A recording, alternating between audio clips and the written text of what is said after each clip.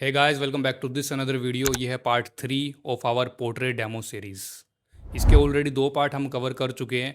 अगर आप directly third part पे आए हो तो मैं ये रिकमेंड करूँगा कि पहले पहले वाला पार्ट जाके देखो। अब आप पहले वाला पार्ट ढूंढोगे कैसे? नीचे डिस्क्रिप्शन में मैंने प्लेलिस्ट का लिंक दिया है, जाके क्लिक करना।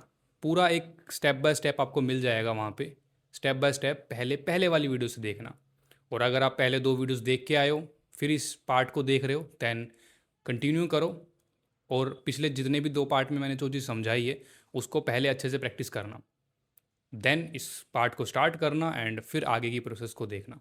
मेरा नाम है साहिल सिंगमार एंड कई सालों से मैं आर्ट एजुकेशन दे रहा हूँ इस चैनल पे। अगर आपका मन है आर्ट को सीरियसली सीखने का तो ये चैनल आपके लिए है। एक प्लेलिस्ट मैं शेयर कर रहा हूँ, ऊपर आई बटन में लिंक है, थिंक लाइक एन आर्टिस्ट। ये आपकी सोच डेवलप करवाएगा।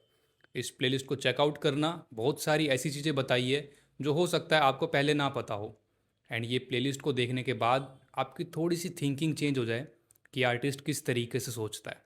एंड अगर आप सीरियस हो लॉन्ग टर्म में ग्रोथ के लिए तो इस सीरीज़ को बहुत अच्छे से देखना। वीडियोस थोड़ी लंबी है मानता हूँ, लेकिन ये आपको बहुत ज़्यादा हेल्प कर सकती है। और अगर आप उन लोगों में से हो जिनको लंबा कंटेंट देखना पसंद नहीं है तो इसकी एक कंप्लीट वीडियो भी मैंने रिलीज़ करी है जिसमें सारे के सारे पार्ट को मैंने कंबाइन कर दिया है। ऊपर आई बटन में लिंक है, एज वेल एज डिस्क्रिप्शन में मैंने लिंक डाल दिया है, वहाँ से भी क्लिक करके डायरेक्टली उस वीडियो को देख सकते हो। दोस्तों, अगर आपको ये वीडियो पसंद आती है तो कमेंट करके ज़रूर बताना कि कौन सा पार्ट आपको इसका सबसे अच्छा लगा एंड क्या चीज़ आपको हेल्पफुल लगी। और आप ये भी बता सकते हो कि फ्यूचर में आप किस टाइप की वीडियोस देखना चाहते हो। ये वाली वीडियो रियल टाइम है, आपको प्योर नॉलेज मिलेगी यहाँ पे। कोई भी फैंसी चीज़ें नहीं है, बस प्योर एजुकेशन। देखो, ग्रोथ रैंडमली चीज़ें सीख लेने से नहीं आती। ग्रोथ आती है एक सिस्टम को फॉलो करने से। अगर आप स्टेप बाय स्टेप चीज़ें सीखते हो, जैसे कि सीरीज़ के अंदर मैंने शेयर किया है, तो ही आप एक्चुअल में समझ पाते हो कि प्रोसेस क्या है। अदरवाइज़ यूट्यूब पे रैंडमली वीडियो देखने से आपको प्रॉपर तरीका समझ में नहीं आएगा कि आर्टिस्ट किस तरीके से वर्क करता है। अगर आप उन लोगों में से हो जो सच में सीरियसली कुछ स्टेप लेना चाहते हो तो सबसे पहले मुझे इस व्हाट्सएप नंबर पे मैसेज कर देना एंड हमारी व्हाट्सएप कम्युनिटी को ज्वाइन कर लेना। ये आपको हेल्प करेगी अंडरस्टैंड करने में आर्ट के फंडामेंटल्स एंड राइट गाइडेंस भी प्रोवाइड करेगी। So now we can start the demonstration. अभी तक हमने फेस की जितनी इंपॉर्टेंट चीज़ें थी वो सब कवर कर ली, जैसे कि प्रपोर्शन देखना, आईज़ नोज़ क्या अपनी सही जगह पे है वो देखना, लूमिस मेथड को सही तरीके से अप्लाई करना। ये सारी चीज़ें हम स्टार्टिंग स्टेज में करके आए, as well as terminator line भी हमने फाइंड आउट करी। तो ये सब हो जाने के बाद अब हम काम करेंगे और भी ज़्यादा फिनिश करने में अपने वर्क को। ओके, यहाँ पे ड्राइंग की बात कर रहा हूँ, ड्राइंग इंपॉर्टेंट है तो ड्राइंग वाले पार्ट की बात करूँगा। ठीक है, ड्राइंग अभी तक परफेक्ट करते आए हैं, अब फिर से हम उसको दोबारा से देखेंगे अपने काम को, लेकिन यहाँ पे हम थोड़ा डिटेल में जा सकते हैं। इस टाइम पे आप अपनी रेफरेंस को जूम कर सकते हो अगर आप मोबाइल फ़ोन पे देख रहे हो तो। ओके, प्रिंट आउट से कर रहे हो तो नो नीड, वो वैसे भी सही दिखेगा आपको। ठीक है, अगर मोबाइल फ़ोन से कर रहे हो जूम कर लो, देखो ध्यान से कहाँ पे क्या कर्व आ रहा है, क्या एंगल आ रहा है, कहाँ पे कितनी डिटेल्स आपको ऐड करनी है, वो सबको ऑब्जर्व करना है यहाँ पे आपको। मेरे को फॉलो करो, मैं किस तरीके से कर रहा हूँ। एक शार्प पेंसिल का यूज़ कर रहा हूँ मैं, एंड ये रिकमेंडेड है कि आप भी अपनी पेंसिल को हमेशा शार्प रखें। ब्लंट पेंसिल से काम नहीं करना हमको। ओके, इस टाइम पे मैं हर एक चीज़ देख रहा हूँ। जो हेयर में रिबन है, कपड़ा कैसे फोल्ड हो रखा है, वो मैं देख रहा हूँ, ऑब्जर्व कर रहा हूँ एंड उस तरीके से उसकी ड्राइंग कर रहा हूँ। हेयर की क्या डायरेक्शन है, किस तरीके से मैं इसके अंदर एक 3D फॉर्म लेके आ सकता हूँ, ये सब चीज़ें भी मैं ध्यान दे रहा हूँ इस टाइम पे। ओके, आईज़ नोज़ लिप्स, यहाँ पे भी जब मैं करूँगा डिटेल तो और बारीक चीज़ों पे ध्यान दूंगा कि आईज़ यहाँ पे तो है, मुझे पता तो लग गया कि यहाँ पे ये शेप है आईज़ की, पर आँख के अंदर और क्या डिटेल्स हो सकती है, इस स्टेज पे मैं ध्यान दूंगा। और हम क्या करते हैं, हम स्टार्टिंग में ये चीज़ खोजने बैठ जाते हैं। कोई नया पोर्ट्रेट देखा, बनाना स्टार्ट किया, जूम करके देखेंगे अरे इसकी आँख में कितनी डिटेल है, आँख में, आईब्रो में कैसे बनाऊँगा मैं इसको, हर एक चीज़ देखने लग जाते हैं। स्किन का टेक्सचर कैसे बनेगा, जबकि उस चीज़ की स्टार्टिंग में रिक्वायरमेंट होती ही नहीं है। स्टार्टिंग में आप उस चीज़ को देख लेते हो, डिटेल बनाने लग जाते हो, प्रोपोर्शंस भूल जाते हो। जो एक्चुअल शेप है, जो एक्चुअल कहाँ पे उसकी मार्किंग रहेगी फेस की, वो चीज़ स्किप कर देते हो। ऑटोमेटिकली आपका फेस फिर बनता नहीं है और बाद में आपकी क्वेरीज आते हैं कि सर पोर्ट्रेट नहीं बन रहा, फेस मैच नहीं हो रहा, आप मुझे कुछ ट्रिक बता दो।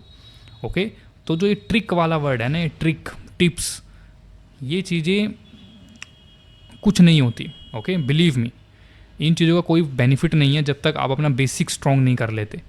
ओके, बेसिक्स यही है कि आप कोई ट्रिक के पीछे मत भागो, कोई नई नई चीज़ें मत सीखने के पीछे भागो। जो आपका बेसिक है, जो आप सीखते आए हो, उसी को कई बार प्रैक्टिस करो, कई सालों तक प्रैक्टिस करो, तब जाके उसमें ग्रोथ दिखती है।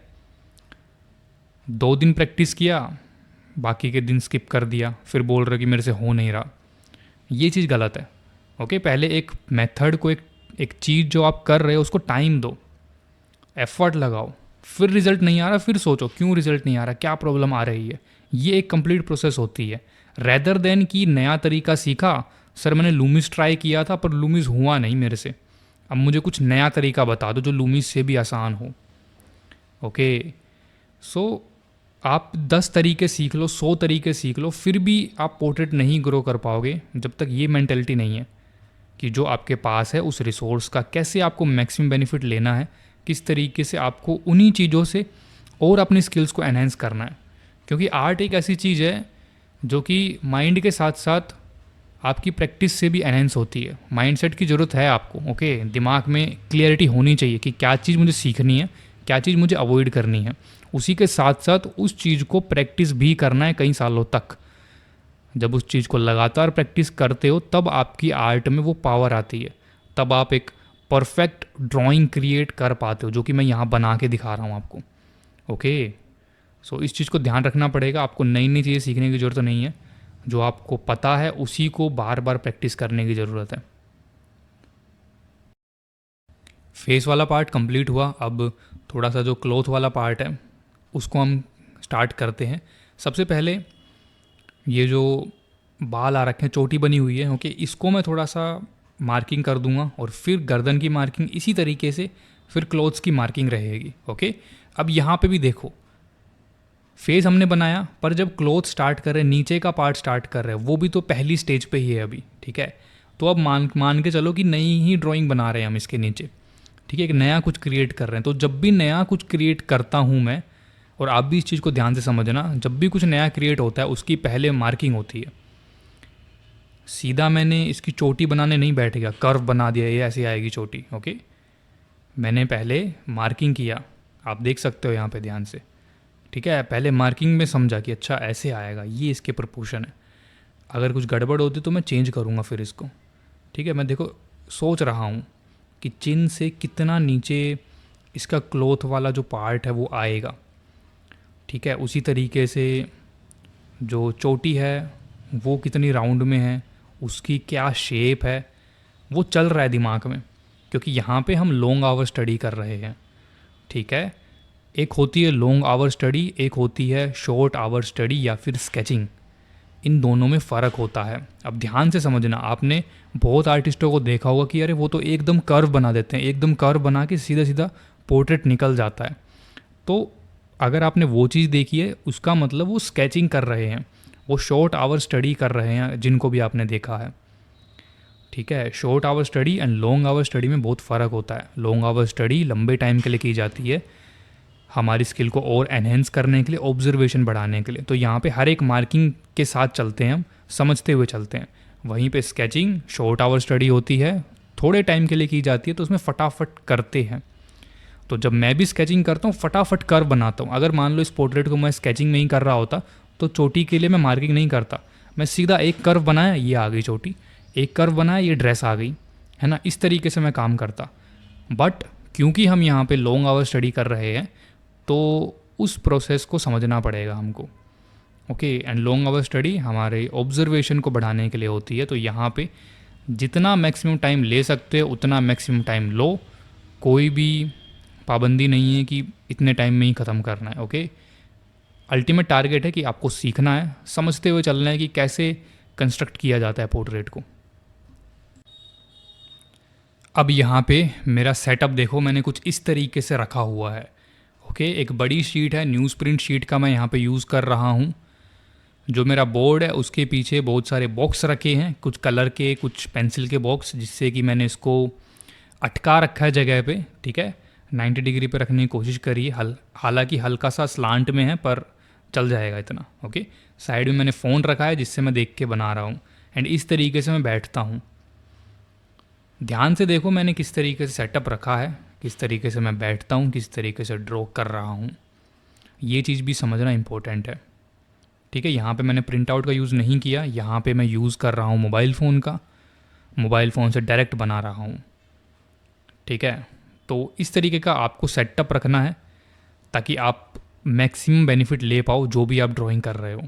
ओके, ताकि आप अच्छे से ऑब्ज़र्व कर पाओ, क्योंकि यहाँ पे हमारी आंखें अच्छे से ऑब्ज़र्व कर पाती हैं। तो जब भी आप इस तरीके से बैठ के काम करते हो, आपकी आंखों को कम ट्रैवल करना पड़ता है मिस्टेक फाइंड आउट करने के लिए। ठीक है, पहली चीज़ तो ये है। दूसरी चीज़, आपका पोस्चर सही रहता है, आप सही से बैठते हो। जब आप इस तरीके से बैठते हो तो एक अकाउंटेबिलिटी फील होती है कि हाँ यार मुझे काम करना है, मुझे इसको कंप्लीट करना होगा। अब इतना सेटअप लगाया है, बैठा हूँ ध्यान से मैं, तो करते हैं इसको। ठीक है, तीसरी चीज़, आपके हाथ स्ट्रॉन्ग होते हैं। ओके, जब इस तरीके से करोगे तो आपके हाथों में पेन होगा। अगर जो लोग पहली बार कर रहे हैं 90 डिग्री पे रख के या फिर इस तरीके से बोर्ड को लगा के, उनके हाथों में पेन होगा। और अगर पेन हो रहा है इसका मतलब आपकी मसल स्ट्रॉन्ग हो रही है, एंड आपका जो एल्बो पार्ट है एंड शोल्डर वाला पार्ट है वो मूव होना स्टार्ट हुआ है। ठीक है, लिटा के जब हम करते हैं तो हाथ रेस्ट पोजीशन पे होता है, उस तरीके से स्केचिंग करते हैं हम अक्सर। लेकिन इस तरीके से पूरा हाथ काम करता है, पूरी बॉडी एक साथ वर्क करती है यहाँ पे। ठीक है, पता लगता है आपको कि हाँ हाथों में कुछ पावर आ रही है, कुछ वज़न फील हो रहा है हाथों पे। ठीक है, तो वो चीज़ भी एक साथ इम्प्रूव होती है। तो इस चीज़ के कई बेनिफिट है, इसलिए ये सेटअप, ये जो जिस तरीके से मैं रखता हूँ वो दिखाना इम्पोर्टेंट था। और इसको इस तरीके से ध्यान से देख लो। अपने पास, आपके पास जो भी है, टेबल है, नीचे बैठ सकते हो नीचे बैठो, जैसा है वैसा रख के कोशिश करो कि इस तरीके से बना पाओ। ठीक है, ज़रूरी नहीं है मेरे जैसा ही टेबल पे रख दिया ऐसे ही करके ही बनाना, नहीं। आप नीचे भी रख सकते हो, दीवार पे भी लगा सकते हो। बोर्ड नहीं है तो सिर्फ पेपर लगा दो दीवार पे, दीवार नहीं है तो कोई अलमारी होगी, कोई गेट होगा। ठीक है, कहीं पे भी लगा सकते हो, बस आपको सोचना है थोड़ा सा। बैठ के करना इंपॉर्टेंट नहीं है, आप खड़े होके भी कर सकते हो। मैं बैठ के कर रहा हूँ चेयर पे, सीधा खड़े हो जाओगे तो आपको अपनी आंखों के सामने रखना है पेपर को। ठीक है, वो रख के उस तरीके से भी किया जा सकता है। कहने का मतलब ये है कि आपका पेपर आपकी आंखों के सामने होना चाहिए, चाहे आप खड़े होके करो, चाहे आप बैठ के करो, चाहे आप ज़मीन पे बैठ के करो। ओके, वो आपकी मर्ज़ी है। यहाँ पे मेरे को ध्यान से देखो, एक हाथ में पेंसिल, एक हाथ में नीडेबल इरेजर का यूज़ कर रहा हूँ मैं। जो भी गलतियाँ दिख रही है उसको मैं तुरंत देखता हूँ, अच्छा ये प्रॉब्लम आ रही है, यहाँ पे हल्का सा मिटाया, फिर दोबारा से उसको ठीक किया। ओके, इस चीज़ को भी एनालाइज़ करो आप ध्यान से। और इसका मतलब ये नहीं है कि फटाफट बार बार इरेज ही करते रहना है। कुछ आर्टिस्टों को, कुछ लोगों को मैंने देखा है कि वो बार बार इरेज ही करते रहते हैं। एक लाइन बनाएंगे 10 बार मिटाएंगे, एक लाइन बनाएंगे 10 बार मिटाएंगे, ये गलती है। ठीक है, ऐसा भी नहीं करना है कि बार बार मिटाए जा रहे हो, आपको समझ ही नहीं आ रहा। ठीक है, बनाने से ज़्यादा मिटा रहे हो, ये भी मत करना।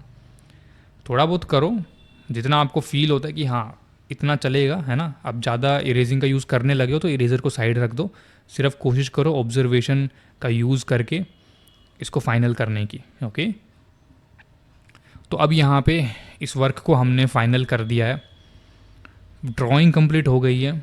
अब ड्राइंग से अगला स्टेप आता है वैल्यूज़ वाला पार्ट। ओके, यहाँ पे मैं आपको शेडिंग भी करके दिखाऊंगा, जिसमें कि हम वैल्यूज़ के साथ एनालाइज करेंगे पोर्ट्रेट को, जिससे कि आपको समझ में आएगा कि वैल्यूज़ के साथ कैसे पोर्ट्रेट को देखा जाता है। हालांकि पूरी एकदम प्रॉपर कंप्लीट शेडिंग नहीं कर रहा मैं यहाँ पे, लेकिन टर्मिनेटर लाइन के हिसाब से आपको आइडिया दूंगा वैल्यूज़ कैसे फाइंड आउट करनी है, एज वेल एज़ कैसे डिफ्रेंशिएशन करना है, और सबसे इम्पोर्टेंट चीज़ तरीका कौन सा यूज़ करना है। वैसे अभी बता देता हूँ, तरीका मैटर नहीं करता। ठीक है दोस्तों, तरीका मैं कोई भी लगाऊँ, अगर वैल्यू मेरी सही है, मैं ढंग से वैल्यू को समझ पा रहा हूँ, अप्लाई कर पा रहा हूँ, तो कोई भी तरीका कर रहा हूँ, चाहे hatching, cross hatching, shading, rendering, blending, कुछ भी कर रहा हूँ मैं, सब में हेल्प करेगा मुझे एंड एक 3D इफेक्ट निकाल देगा इस पर। ठीक है, तो केवल हमको ध्यान देना वैल्यूज़ पे। इस वक्त मैं क्लॉथ वाले एरिया में टर्मिनेटर लाइन फाइंड आउट कर रहा हूँ, जो कि आप देख पा रहे होगे। हल्की सी मैं लाइन बना रहा हूँ जिससे कि मुझे टर्मिनेटर लाइन मिल जा रही है। अब ओवरऑल पूरे पोर्ट्रेट में मैं यही खोज रहा हूँ कि कहाँ पे टर्मिनेटर लाइन आएगी।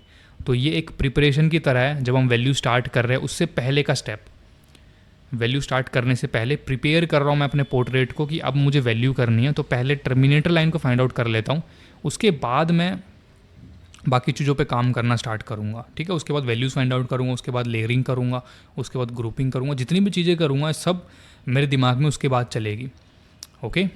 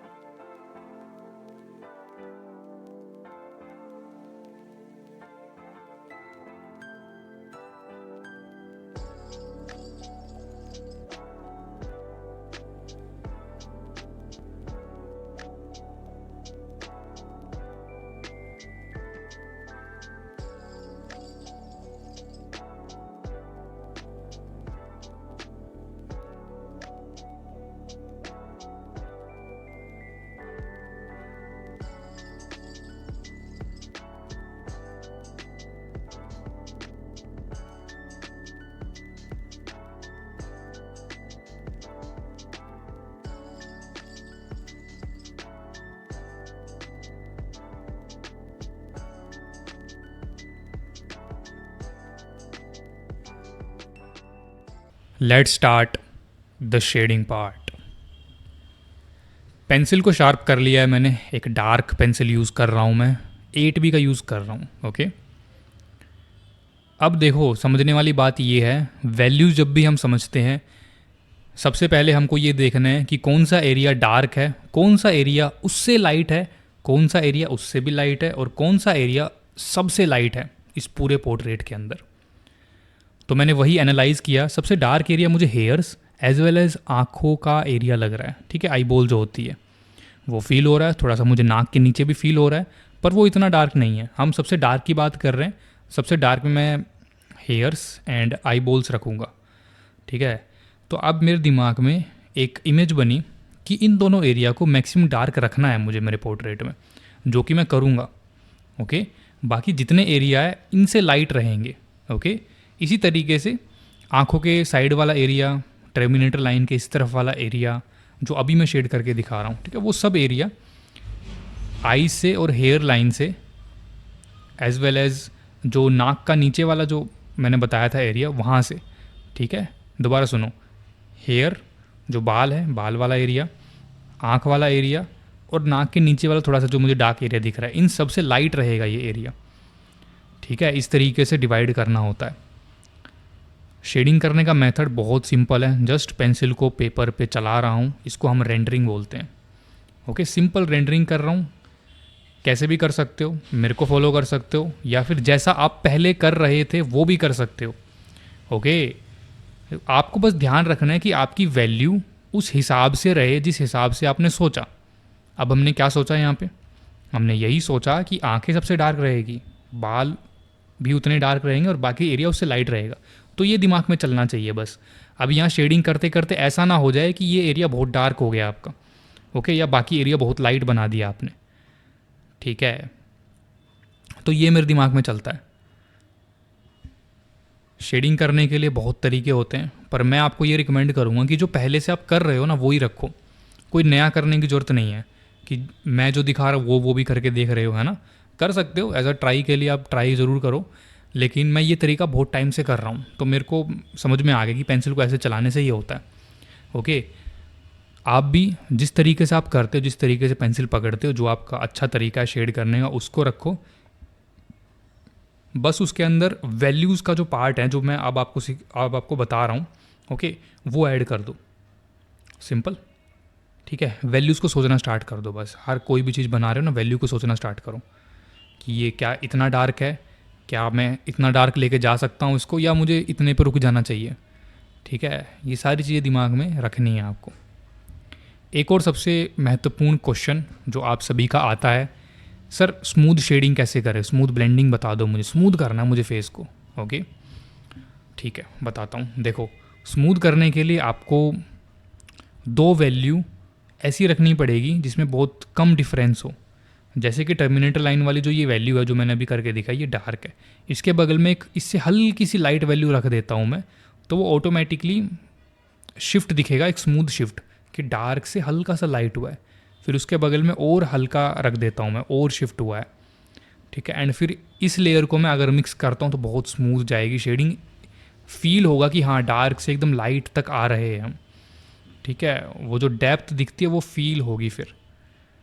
तो स्मूथ करने का तरीका ये है कि आप वैल्यूज़ बहुत स्लाइटली शिफ्ट करो, डार्क से बहुत धीरे धीरे लाइटनेस की तरफ बढ़ो, ओके, ट्रांजिशन क्रिएट करने की कोशिश करो। दूसरी चीज़ ये है, स्मूथ शेडिंग में कई बार हम ब्लेंडिंग स्टम्प का यूज़ कर लेते हैं, जो कि मेरे हिसाब से गलत है स्टार्टिंग स्टेज में, क्योंकि वहाँ पे काफ़ी ज़्यादा कंट्रोल चाहिए होता है।